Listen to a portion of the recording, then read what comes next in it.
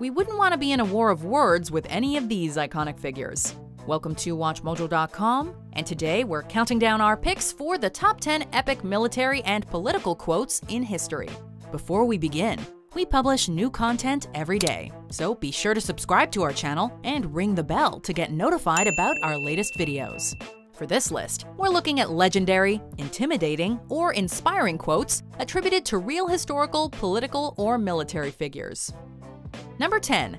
Fear Itself. Franklin Delano Roosevelt. The 32nd President of the United States of America is widely considered to be one of the greatest leaders in U.S. history, often compared to Lincoln and Washington. Though he gave many an inspirational speech during his record-breaking 4 terms in office, the words he spoke during his very first inaugural address reverberate the loudest. The only thing we have to fear is fear itself. Wise and powerful words from the man who would lead America through World War II. Of course, they say that behind every strong man is a strong woman, and Eleanor Roosevelt has a quote to match. No one can make you feel inferior without your consent. Talk about a power couple. Number 9. Here I am, Napoleon Bonaparte. This legendary French leader rose from an artillery officer to become the Emperor of France and rule over much of Europe. Of course, he made many an enemy and was ultimately defeated and exiled not once but twice. When he escaped exile the first time, his forces steadily grew as he made his way across the country. When he reached Grenoble, however, he was met by troops assigned to stop his advance. Ever the bold leader, he reportedly stepped in front of them, opened his coat, and loudly proclaimed, "If any of you will shoot his emperor, here I am." As the story goes, they promptly joined his cause, and Napoleon retook the country, albeit briefly. Number 8. Liberty. Patrick Henry. You've surely heard this one before. In fact, you've likely ironically employed the quote at least once, even if you never knew who first said it. Well, allow us to acquaint you with the man behind the words. Patrick Henry. An American lawyer and founding father, this orator's second Virginia Convention speech at St. John's Church in Richmond was described as, quote, one of the most bold, vehement, and animated pieces of eloquence that had ever been delivered. His bold proclamation of "Give me liberty" or "Give me death" is thought to have swayed the assembled body into contributing sorely needed Virginian troops to the Revolutionary War, and by extension, helped shape American independence. Number 7. To Die For. Martin Luther King Jr. As arguably the most iconic leader of the American Civil Rights Movement, Martin Luther King Jr. fundamentally altered the history of America. His leadership inspired a generation to demonstrate in the name of change. His 1963 I Have a Dream speech remains one of the most famous and cited public speeches, well, ever. But if there's one single line attributed to Martin Luther King that sends shivers down one's spine and gives courage to face insurmountable odds come what may, it's this. If a man has not discovered something that he will die for, he isn't fit to live. Coming from a man who did die for his cause, those words couldn't possibly carry more weight. Number 6. The End of the Beginning. Winston Churchill. Few historical figures can boast the sort of larger-than-life presence that this British politician, military man, and prime minister brought to a room. He led England through World War II, and though his legacy is not without its major controversies, few can argue against his essential role in winning that war, or his oratory skills. After suffering numerous defeats, in 1942, the British forces triumphed at El Alamein, and in a rousing speech, Churchill proudly declared it to be a turning point in the war. Ever the wordsmith, he proclaimed, "Now this is not the end. It is not even the beginning of the end, but it is perhaps the end of the beginning." Number 5. Go f*** yourself, Hitler. General Paul von Lettow-Vorbeck.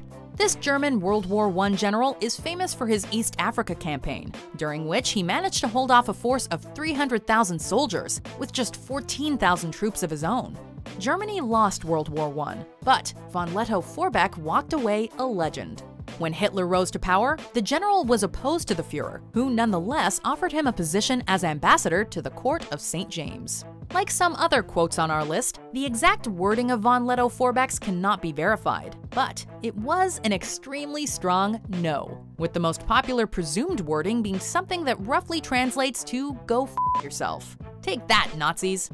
Number 4. Money versus Honor. Robert Surcouf. Are you ready for a historic burn for the ages? a French privateer in the early 1800s. Surcouf embarked on a number of paid campaigns against the British in the Indian Ocean.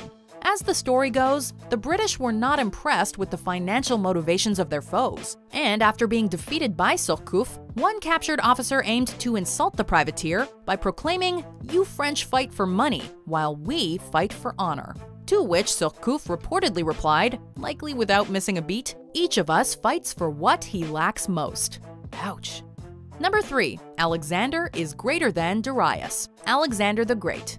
Establishing one of the greatest and largest empires in human history takes confidence, and this legendary figure had it in spades. After ascending to the throne of Macedon at the age of 20, he embarked on numerous campaigns, conquering many neighboring lands. After having twice defeated the Persians in battle, he received word from the Persian king Darius demanding that his family be released. In response, Alexander wrote, "In future, whenever you communicate with me, send to me as King of Asia. Do not write to me as an equal, but state your demands to the master of all your possessions." Now that is how you declare victory. Number 2. It takes more than that to kill a bull moose. Theodore Roosevelt. Teddy Roosevelt was a truly different breed. The 26th President of the United States of America, Roosevelt was sick when he was young, and he responded to his limitations by shaping himself into a burly, sporting outdoorsman type. The many stories of his accomplishments are larger than life, but even by his own absurd standards of toughness, the speech he delivered on October 14, 1912 remains a standout. Before he could take the stage, he was shot in the chest. Rather than seeking treatment, he began his speech, "Ladies and gentlemen, I don't know whether you fully understand that I have just been shot, but it takes more than that to kill a bull moose." Badass. Before we unveil our number 1 pick, here are some honorable mentions.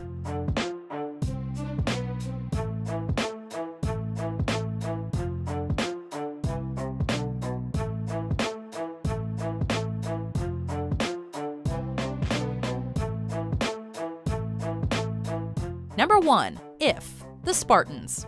The Greek city-state of Sparta produced some of the greatest warriors the world has ever seen. Boys would begin their military training at the age of 7, entering service at age 20.